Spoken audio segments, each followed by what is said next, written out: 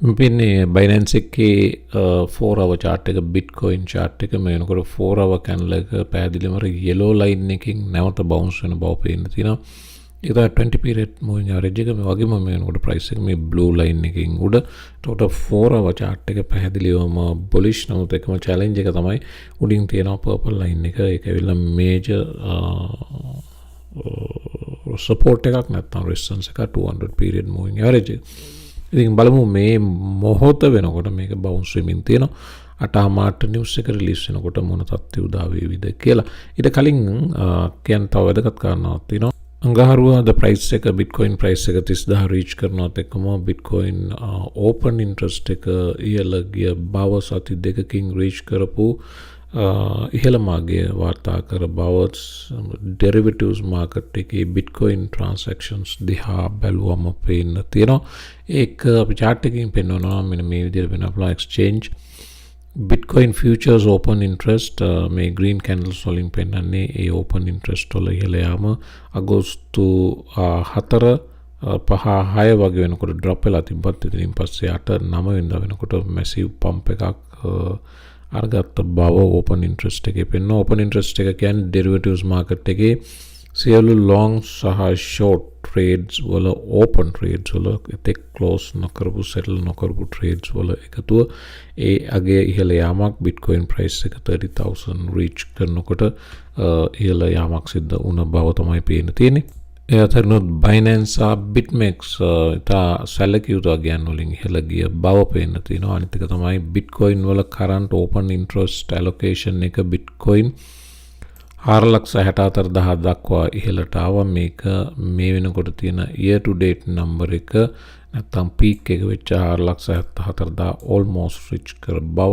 ඒ 4,64,000 reach කරේ 2023 January බව සඳහන් වෙනවා. මම තව chart එකක් පෙන්නන්නම්. ඒකේ බලවම් පේනවා Bitcoin price එක මේ grey line එක open interest percentage එකක් විදිහට පේනවා. මේ drop වීම අප්‍රේල් 23 වගේ කාල වෙනකොට මේ blue line එකේ drop වීම, එතනින් පස්සේ මේ ජූනි ජූලි කාල වෙනකොට මේ pick up වීම, මේ significant number එක මේ red line එක දාලා තියෙන mark එක, එතනින් උත් price එක උඩට පැන්න බව තමයි Glassnode සඳහන් කරන්නේ.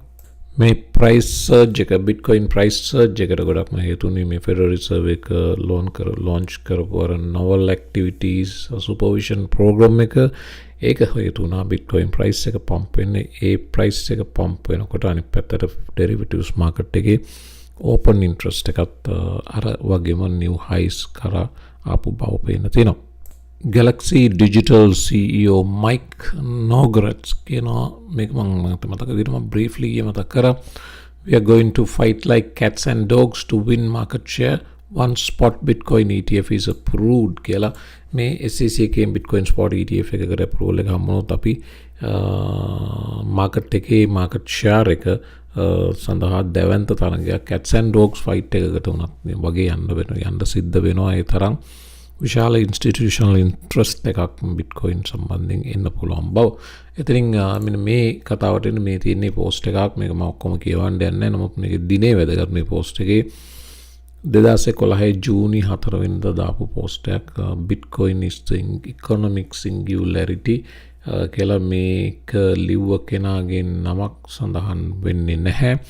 නමුත් කියනවා personally I have invested most of my savings into Bitcoin and am in the process of figuring out precisely how much more it is wise to invest. මේ 2011 Bitcoin ගැන කියන්නේ do not keep any cash savings or checking beyond what you need to pay for goods and services that cannot yet be paid for with Bitcoin. කියන්නේ අතේ ගොඩක් සල්ලි තියාගන්න එපා. ඔයාට දිනදා ගන්න අවශ්‍ය පාරිභෝගික භාණ්ඩ සහ සේවා සඳහා අවශ්‍ය පොඩි මුදලක් තියාගන්න. මොකද දැනට ඒවට Bitcoin වලින් pay කිරීමේ හැකියාවක් නැති නිසා.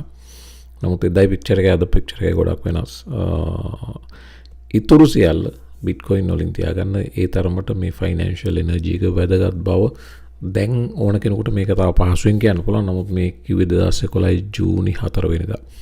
ඉතින් ඒ කතාව අද වෙනකොට සැබෑවක් බවට පත් වෙලා තිනවා. එතනින් අපි එනවා Ripple chart එක දිහාට. මේ තියෙන්නේ Ripple පසුගියදා drop වුණා 760ට. එතනින් පස්සේ ෆස්ට් රිකවරි attempt එක සත 67 දක්වා ගියා. නමුත් මේනකොට ආයමත් trending downwards මේ අද දවස් අතරේ දවස් රෙඩ් වෙන විශේෂ හේතුවක් තියෙනවා මම මොතකින් පෙන්නනගේ drop එකට හේතුව මොකද කියලා මේ තියෙන්නේ news එක SEC appeals Ripple decision judge Ripple decision එක කලින් SEC එක Ripple එකට වාස්තහගත විදිහට දීපු ජජ් ටොරේස් වෙත දැනුම් දීමක් කළා තිනවා SEC එක ලිඛිතව මේ නඩුවේ තීන්දුවට අපි එකඟ නැහැ සහ ඒක අපි අපීල් කෝට් එකට මේ අපීල් එකක් විදිහට මේ තීන්දුව challenge කරන්න සූදානම් බව in a letter to Judge Annalisa Torres, the SEC indicated its intent to file an appeal under කියලා ඒ වගන්තිය mention කළා ජූලි 13 2023 දීපු තීන්දුව challenge කරන්න යන බව. ඉතින් මේ නිසා වෙන්න පුළුවන් අද දවසේ slightly lower prices. Ripple සම්බන්ධයෙන් කතා කරනකොට තවත් තොරතුරු මේ තියෙන්නේ Gemini එකෙන් දාපු post එක මීටර් දිනකට දෙකකට කලින් me the intern patiently waiting for Gemini to list XRP Ripple නඩුව 2018 වැටෙනවත් එක්කම ගොඩක් centralized exchanges Ripple delist කරා. ඊට පස්සේ Coinbase Binance ආදී වශයෙන් මේ සියලු දෙනා රීලිස් කිරීම සම්බන්ධයෙන් කතා කරන්න පටන් ගත්තා. දැන් මේ Gemini exchange එකේ ආපු post එකක් මේක ඒකම වාර්තා වෙනවා Gemini prepares for Ripple announcement කියලා. ඒ වගේම Mr. Man කියන content creator crazy price prediction එකක් දුන්නා Ripple වලට. මේවා ඒ තරම් reliable ඒවා නෙවෙයි. නමුත් Ripple එකක් 1800ට ගියා හැකි බව කියන්නේ හේතුවක් තිබ්බ. හේතුව තමයි වැදගත් වෙන්නේ මෙතන. International Swaps and Derivatives Association කියන්නේ ලෝකයේ මේ derivatives market එක regulate කරන විශාල ආයතනයක්. මේකේ ඉන්නවා BlackRock, JP Morgan වගේ විශාල ආයතන පවා මේක සම්බන්ධයෙන්. මේතකදී Ripple Labs මේ ISDA කියලා කෙටියෙන් හඳුන්වන මේ ආයතනයේ membership එක ගත්තා. ඉතින් මේ membership එක ගන්නවත් එක්කම Ripple expose වෙනවා මේ 1 quadrillion worth of derivatives market එකට. අපි ඔය futures options කියන market එක. ඉතින් මේ Ripple membership එක මේ ISDA එක ගන්නවත් එක්කම Ripple සම්බන්ධ වෙනවා මේ quadrillion එකක් වටන US dollars market එකට. ඒ membership එක base කරලා තමයි මේ analysis එක දෙන්නේ. එහෙම නොතින් Ripple එකක් 1800ට යාමි opportunity එකක් තියෙනවා කියලා 1800 එකකටත් මේක Ripple වලට strong step එකක් ඉදිරියේදී Ripple performance එකට කියන එක පැහැදිලිව කියව හැකියි. මේ මොහොත වෙනකොට inflation numbers release වුණා. inflation එක previous 3% තිබ්බ number එක 3.2 දක්වා ඉහළ ගියත් මේක positive දකිනවා market එක වරපෙනකොට futures market එක perform කරනවා. ඒ positive දකින්න හේතුව analyst expectation එක තිබ්බ 3.3 දක්වා මේක ඉහළ යාවි කියලා. නමුත් 3.3 දක්වා ඉහළ ගියේ නැහැ. 3% එක 3.2 ඊටම සුළු අගයකින් ඉහළ ගිය විදිය තමයි market එක දකින්න බව පේන්න තියෙන්නේ. මේ තියෙන detail report එක all items 3.2 වලින් ඉහළ ගිය බව උඩ දකුණු කොනේ බැලුවම පේනවා 3.2.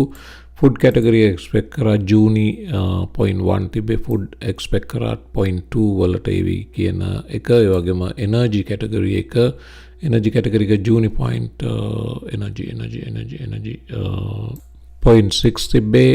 ඒක 0.2 වලට එවි කියලා expect කරා. මේක 0.1 වලටම drop වෙලා තියෙනවා. එතකොට all items less food and energy කියන්නේ core inflation එක ජූනි තිබේ 0.2 වල expect කරා 0.2 වලට එවි කියලා ජූලි වල. ඒ වගේම 0.2 වලට ඇවිත් නතරලා තිනවා. එතකොට core inflation එක වගේම headline inflation එක දෙකම අපේක්ෂිත අගයන් දක්වා ඇවිල්ලා තිනවා month on month. year on year බලපුවම 3% එක 3.2 වලට ඇවිල්ලා තිනවා. ඉතින් මේක තාම positive තැනකට ගන්න බව මේකට මාකට් එකේ පේන තියෙනවා. Bitcoin උත් සුළු ප්‍රතිචාරයක් දැක්වුවා මේ පේන අවලි chart එක. නමුත් ඒ gain එක මේ වෙනකොට අතහැර ගනිමින් තියෙනවා. මාකට් එක open වෙන තව පැයක හමාරක විතර කාලයක් තියෙනවා. ඉතින් එතනදී බැලිය යුතුයි. මාකට් එක open වෙන තව පැය භාගයක විතර කාලයක් තියෙන්නේ. ඉතින් එතනදී බැලිය යුතුයි මේවා change එකක් වෙයි විදිහ කියලා. ඒකසත් fear and greed index එක ඊයේ 50 තිබුණාද 53 බව පේන තියෙනවා. ඉතින් CPI numbers release වුණා. jobless claims අනිත් news එක බලන් හිටපු ඒකත් release වුණා. ඒක previous number එක 2.27 expect කරා 2.31ක්. හිතාගන්න බැරි විදියට 2.31ක් එක්ස්පෙක්ට් කරපු එක 2,48,000ක් දක්වා ක්ලේම්ස් ඉහළ ගින් තියෙන බව පේන්න තියෙනවා. එතකොට එම්ප්ලොයිමන්ට් මාකට් එකත් එක්ස්පෙක්ට් කරපු දුර්වල වීම සිද්ධ වෙමින් යනවා. මේ වෙනකොට ඉන්ෆ්ලේෂන් උත් තාමත් කන්ට්‍රෝල් කරගත හැකි දුරක තියෙනවා. හෙඩ්ලයින් ඉන්ෆ්ලේෂන් ඩ්‍රොප් වුණා. මේ සියලු පික්චර් එක මාකට් එකට පොසිටිව් තැනකට ස්ටොක් මාකට් එක තල්ලු කර දැමිය හැකි. ක්‍රිප්ටෝ වල රියැක්ෂන් එක තව නොබෝ වේලාවකින් නැත්නම් දවස් අතුලත අපිට බලන්න පුළුවන්. මේ පැය බැලුවොත් ක්‍රිප්ටෝත් පොසිටිව්ව රියැක්ට් කරන බව හෙක්ස් විතරක් රිචඩ් හාඩ්ගේ අරනකොට ඉතුරු 99% altcoins positive රියැක්ට් කරන බව පේන තියෙනවා. එන්න අනිත් වීඩියෝ ඉතුරු තොරතුරු බලමු.